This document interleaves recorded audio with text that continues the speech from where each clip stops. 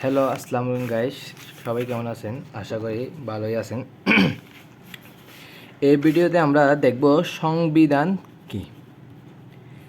তার আগের ভিডিওতে আমরা জানছি সংবিধান কেন আমাদের জানা দরকার, সংবিধান জেনে আমাদের কি হবে, সংবিধান জানাটা একজন নাগরিক হিসেবে আমাদের কেন দরকার। কিন্তু এই ভিডিওতে আমরা দেখব সংবিধান কি। আমরা পুরা সংবিধান সিরিজ যখন পড়ব তখন আমাদের নিজেদের ধারণা হয়ে যাবে সংবিধান আসলে কি, কেন দরকার।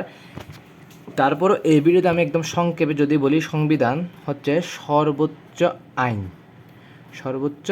ল আইন, ঠিক আছে।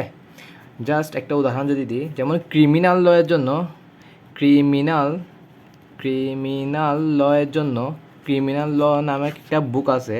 ওই বইয়ের মধ্যে ক্রিমিনাল লয়ের ক্রিমিনালের বিভিন্ন অপরাধের বিভিন্ন শাস্তি দেওয়া আছে। মনে করেন একটা মানুষ ও একটা অপরাধ করছে, ওই অপরাধের শাস্তি ক্রিমিনাল লয়ের মধ্যে দেওয়া আছে 5 ইয়ার তাকে জেল কাটতে হবে, 5 ইয়ার তাকে জেল কাটতে হবে। ওই এক্স মানুষটি যে অপরাধটা করছে ওই অপরাধের শাস্তি আবার সংবিধানের মধ্যেও দেওয়া আছে, তাকে 8 ইয়ার জেল কাটতে হবে। এখন আপনি বলেন এই দুই জায়গায় মানে সংঘর্ষ হচ্ছে সংবিধান এবং ক্রিমিনাল লয়ের মধ্যে। এখন কিন্তু আমি আপনাকে বলছি সংবিধান হচ্ছে সর্বোচ্চ আইন, তাইলে অবশ্যই ক্রিমিনাল লয়ের মধ্যে যে শাস্তিটা আছে ওইটাকে প্রাধান্য দেওয়া হবে না, এখানে সংবিধানেরটাকেই প্রাধান্য দেওয়া হবে।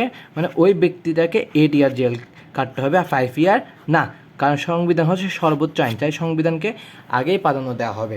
এখন সংবিধান সর্বোচ্চ আইন এই বিষয়টা একদম আমরা যখন সংবিধান সম্পর্কে সব কিছু পড়ব, এই সংবিধান অনেক বাক আছে, সংবিধান অনেক আর্টিকেল আছে, সংবিধান সম্পর্কে সব কিছু পড়ব, তখন আমাদের আস্তে আস্তে সব কিছু ক্লিয়ার হয়ে যাবে সংবিধান আসলে বিষয়টা কী, সংবিধান কেন আমাদের দরকার।